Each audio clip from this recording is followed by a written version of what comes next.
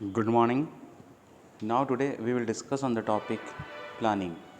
ये principle of management का एक इम्पॉर्टेंट टॉपिक है जिसका एक क्वेश्चंस निश्चित रूप से आपके मेन एग्ज़ाम में आएगा, तो इस पे थोड़ा फोकस कीजिएगा।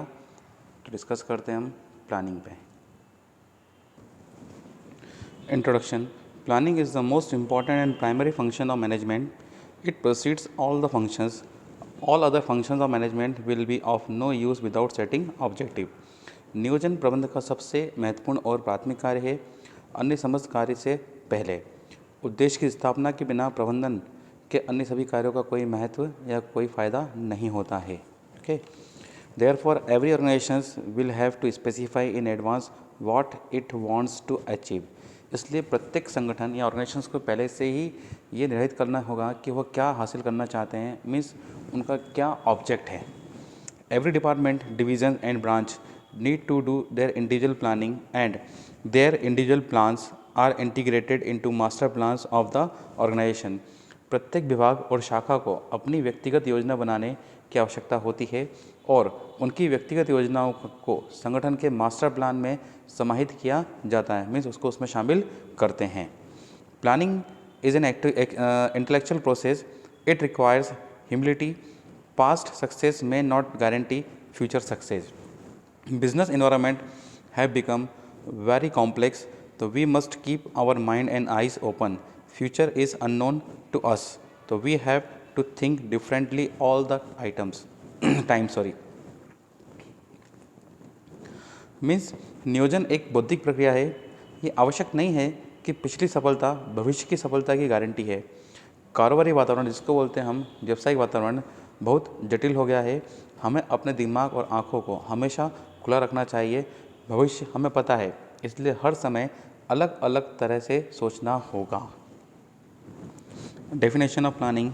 According to Koontz and O'Donnell, planning is deciding in advance what to do, it when to do, and who is to do. It bridges the gaps from where we are and to where we want to go. Means नियोजन पहले से निर्दिष्ट करता है कि हमें क्या करना है, कैसे करना है, कहाँ करना है और कौन करेगा. जहाँ हम आज खड़े हैं और जहाँ हम भविष्य में जाना चाहते हैं, तो उसके बीच की जो दूरी को पाटने का काम कौन करता है? नियोजन करता है. तो यह चीज़ों को होने के लिए संभव बनाता है, अन्यथा नहीं होंगे. मतलब अगर आप प्लानिंग करेंगे तो ही आप अपना ऑब्जेक्ट को फुलफिल कर पाएंगे, अदरवाइज आप नहीं कर पाएंगे. According to George R Terry, planning is the selection and relating of facts and making and using of assumptions regarding the future in the visualizations and formalization of propose activities believed necessary to achieve desired result. George R Terry के शब्दों में नियोजन भविष्य के संबंध में प्रस्तावित क्रियाओं की संकल्पना है एवं निर्धारण है, जिन्हें कि इच्छित परिणामों की प्राप्ति के लिए आवश्यक समझा जाता है.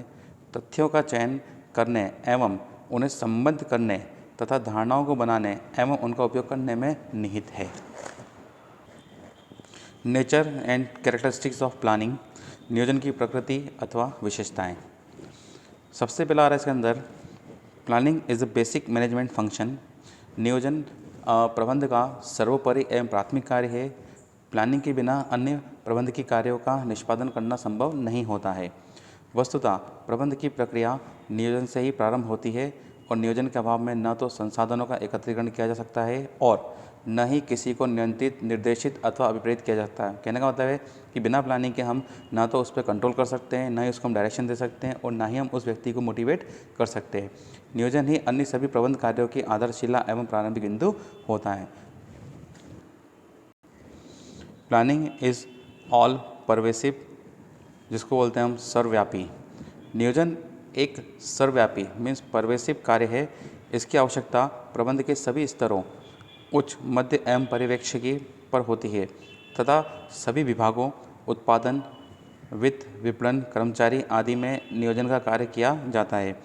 प्रबंध प्रक्रिया के अन्य कार्य, संगठन, समन्वय, अभिप्रेरण व नियंत्रण आदि को भी नियोजित करने की आवश्यकता होती है. इसके अतिरिक्त जीवन के अन्य क्षेत्रों जैसे एजुकेशन, प्रशासन, पॉलिटिकल्स, खेलकूद, चिकित्सा आदि में भी प्लानिंग का उपयोग किया जाता है. कुंज एवं ओडोनेल लिखते हैं कि सभी प्रबंधक अध्यक्ष से लेकर निरीक्षक तक नियोजन करते हैं। Planning involve selection amongst alternatives. नियोजन में श्रेष्ठ निष्पादन हेतु पहले विभिन्न विकल्पों की खोज की जाती है, तत्पश्चात उनमें से एक सर्वोत्तम विकल्प का चुनाव किया जाता है। बिली ई गॉट्स का कथन है कि नियोजन मूलतः एक चयन प्रक्रिया है तथा नियोजन की समस्या उस समय उत्पन्न हो जाती है जब किसी कार्य के लिए अलग अलग विकल्पों की खोज की जाती है। इस प्रकार श्रेष्ठ विकल्प का चयन करके ही योजनाओं का निर्माण किया जाना चाहिए। Planning is a continuous process. नियोजन सतत एवं गतिशील प्रक्रिया है। व्यवसाय की परिस्थितियों एवं साधनों के बदलते रहने के कारण उसके लक्ष्य मीन्स टारगेट, पॉलिसीज़ और कार्यक्रमों में भी परिवर्तन करना आवश्यक हो जाता है। व्यवसाय में प्लानिंग का कार्य निरंतर चलता रहता है। प्लानिंग भावी क्रियाओं के संबंध में किया जाता है जो कि अनुमानित तथ्यों पर आधारित होती है, किंतु दशाओं में परिवर्तन के कारण पूर्व की योजनाओं में समय समय पर सुधार एवं समायोजन करते रहना चाहिए। Planning is an intellectual activity. नियोजन के लिए व्यक्ति में पर्याप्त कल्पना शक्ति, विवेक, दूरदृष्टि, चिंतन व निर्णय क्षमता का होना आवश्यक होता है। इसके अतिरिक्त योजना के निर्माण में प्रबंधक को कई मानसिक कार्य करने पड़ते हैं, जैसे तथ्यों का विश्लेषण, जो भी हमारे पास फैक्ट्स है उसका पहले एनालिसिस करेंगे, फिर भावी दशाओं का मूल्यांकन करेंगे, मीन्स फ्यूचर्स में क्या होगा उसका हम एनालिसिस करेंगे, फिर विकल्पों की खोज, जो भी हमारे पास विकल्प आ रहे हैं, अल्टरनेट्स आ रहे हैं, उनका हम क्या करेंगे यहाँ पर ढूंढेंगे, फिर उद्देश्यों का निर्धारण आदि, मीन्स जो भी हमारे ऑब्जेक्ट्स हैं उसको निर्धारित करेंगे। अतः प्लानिंग एक क्रमबद्ध चिंतन की प्रक्रिया, एक है सीक्वेंस प्रोसेस है। हैंस एवं मेसी का कथन है कि नियोजन एक बौद्धिक प्रक्रिया है जिसके लिए सृजनात्मक चिंतन एवं कल्पना की आवश्यकता होती है। और ऐसे ही मैकिन्से के शब्दों में नियोजन प्रबंधीय चिंतन का मूर्त प्रमाण है। प्लानिंग इज फॉरवर्ड लुकिंग, आगे देखने की प्रक्रिया। नियोजन का संबंध भावी गतिविधियों के निर्धारण से होता है। हॉच एवं जॉनसन लिखते हैं कि नियोजन अच्छे परिणामों की प्राप्ति हेतु भावी परिस्थितियों का पूर्वानुमान लगाने का प्रबंध कार्य है। इस प्रकार योजना भविष्य को पकड़ने के लिए बनाया हुआ पिंजरा है। स्पष्ट है कि नियोजन के द्वारा प्रबंधक अपनी भावी आवश्यकताओं, समस्याओं, गतिविधियों, साधनों की रूपरेखा तैयार कर लेता है। कहने का तात्पर्य आ रहा है यहाँ पर कि जब भी हम कोई प्लानिंग करते हैं तो किसके लिए करते हैं, भविष्य के लिए करते हैं, कि भविष्य में जो भी घटना घटित होने वाली हैं या जो भी समस्या हमारे सामने आने वाली हैं तो हम उन समस्याओं का किस तरीके से सामना करें उसका हम पहले से करते हैं, और प्लानिंग करके चलते हैं। प्लानिंग प्रोसेस, पहला रहा इसके अंदर पॉइंट आइडेंटिफिकेशन ऑफ अपॉर्चुनिटीज़। कुंज एवं ओडोनेल ने समस्या को अवसर, जो प्रॉब्लम्स है उसको उन्होंने क्या माना यहाँ पर अपॉर्चुनिटीज़ के रूप में देखा है। वे लिखते हैं कि नियोजन अवसर स्थित मीन्स अपॉर्चुनिटी सिचुएशंस का वास्तविक निदान चाहता है। समस्या के उचित निर्धारण के बाद ही नियोजन की अन्य कार्रवाई अर्थपूर्ण होती है। मतलब सबसे पहले जो हमारे पास प्रॉब्लम्स आ रही हैं उन प्रॉब्लम्स का जो भी सोल्यूशन है पहले उसको हम फाइंड करेंगे, उसके बाद ही हम क्या कर सकते हैं, यहाँ पर प्लानिंग कर सकते हैं। इस्टेब्लिशमेंट ऑफ ऑब्जेक्टिव्स, समस्या को परिभाषित करने के पश्चात संस्था को अपने उद्देश्य व लक्ष्यों का स्पष्ट निर्धारण करना चाहिए। सबसे पहले संस्था के सामान्य उद्देश्य निश्चित किए जाते हैं, उसके बाद विभिन्न विभागों और उप विभागों मीन्स जो भी डिपार्टमेंट्स होते हैं, सब डिपार्टमेंट्स होते हैं, वह कर्मचारियों हेतु विभक्त कर देना चाहिए। उद्देश्य संस्था के साधनों को ध्यान में रखकर निश्चित किए जाने चाहिए तथा वे बोधगम्य एवं वास्तविक होने चाहिए, मीन्स आसानी समझने योग्य होने चाहिए। उद्देश्य किए जाने वाले कार्यों के लक्ष्य बिंदु होते हैं तथा परिणामों के मार्ग का निर्धारण भी करते हैं। निर्धारण के बाद इन उद्देश्य की जानकारी संबंधित विभागों के कर्मचारियों को दी जानी चाहिए ताकि वे योजना निर्माण में सहयोग दे सकें। डिटरमाइनिंग प्लानिंग प्रीमाइसेस, नियोजन आधार एवं मान्यताओं की स्थापना। नियोजन प्रक्रिया प्लानिंग प्रोसेस का अगला चरण उसके आधारों की स्थापना करना है। नियोजन आधारों से आशय ऐसी मान्यताओं से है जो योजनाओं मीन्स प्लानिंग के क्रियान्वयन का वातावरण निर्मित करती है। इनमें विभिन्न पूर्वानुमान और आधारभूत नीतियों तथा कंपनी की विद्यमान योजनाएं आदि को सम्मिलित किया जाता है। मीन्स जो एग्जिस्टिंग जो पॉलिसीज चल रही हैं उसको हम क्या करते हैं, इसमें इन्वॉल्व करते हैं या शामिल करते हैं। नियोजन के आधारों को पूर्वानुमान भी कहा जा सकता है। पूर्वानुमान फोरकास्टिंग, ये आधार संस्था के आंतरिक वातावरण जैसे विक्रय की मात्रा,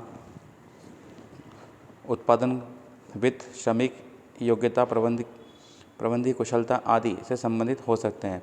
means quantity of sale, production, finance, labour, skills से रिलेटेड हो सकते हैं। ये आधार नियंत्रण योग्य अथवा अनियंत्रण योग्य हो सकते हैं। अतः पूर्वानुमान की वैज्ञानिक पद्धतियों व प्रवृत्ति विश्लेषण द्वारा उन्हें ज्ञात करना चाहिए। प्लानिंग की मान्यता स्पष्ट व व्यापक होना चाहिए तथा इनकी जानकारी नियोजन से संबंधित अधिकारियों को दे देनी चाहिए। सर्च फॉर अल्टरनेटिव्स, वैकल्पिक मार्गों का निर्माण। इस चरण में एकत्रित की गई विभिन्न सूचनाओं, तथ्यों व मान्यताओं के आधार पर कार्य के वैकल्पिक मार्गों की खोज की जाती है। इस चरण की यह मान्यता है कि किसी भी कार्य को करने की अनेक विधियां होती हैं, अतः कार्य निष्पादन के संभावित विकल्पों का निर्धारण कर लिया जाना चाहिए। कुंज एवं ओडोनेल के अनुसार शायद ही कोई ऐसी योजना हो जिसके लिए विभिन्न युक्तिपूर्ण विकल्प न हो। सर्वोत्तम योजना का निर्माण संभावित वैकल्पिक तरीकों की खोज के द्वारा ही हो सकता है।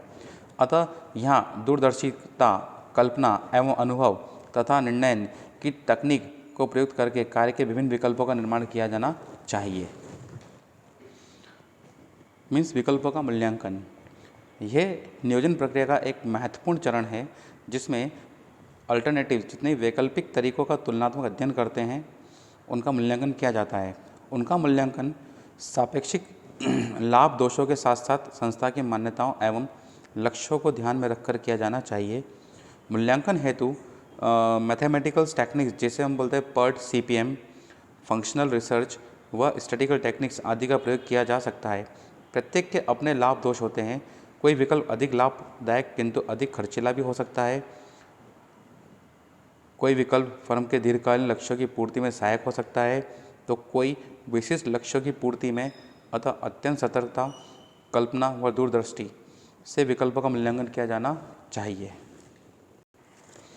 सिलेक्शन ऑफ एन अल्टरनेटिव्स, सर्वोत्तम विकल्प का चुनाव नियोजन के आधारों, लक्ष्यों व संस्था की भावी आवश्यकताओं एवं साधनों के अनुरूप ही हो सकता है। नियोजन का ये चरण मीन्स प्लानिंग का ये जो स्टेज है अत्यंत महत्वपूर्ण है, क्योंकि इसी में प्रबंधक निर्णय लेकर योजना का निर्माण करते हैं। कई बार एक विकल्प के चयन की अपेक्षा दो या अनेक विकल्पों का मिश्रण मीन्स मिक्स संस्था के लिए अधिक उपयुक्त हो सकता है। तो ऐसी दशा में प्रबंधक उपयुक्त विकल्पों का समन्वय कर सकता है। फॉर्मुलेशन ऑफ सेकेंडरी प्लान, सर्वोत्तम विकल्प का चुनाव कर लेने के पश्चात योजना को विस्तार से तैयार किया जाता है। हम इस चरण में योजना के विभिन्न पहलुओं पर विचार करके योजना की क्रमिक अवस्थाओं का निर्धारण किया जाता है। मीन्स सीक्वेंशनल स्टेज क्या करते हैं, हम निर्धारित करते हैं, सीक्वेंस जमाते हैं हर एक प्लानिंग की। संपूर्ण योजना को उत्पादन विभाग की दृष्टि से भी देखा जाता है। योजना की प्रत्येक अवस्था का निष्पादन समय भी निर्धारित किया जाता है। इसी चरण में योजना अपने अंतिम रूप में प्रकट होती है।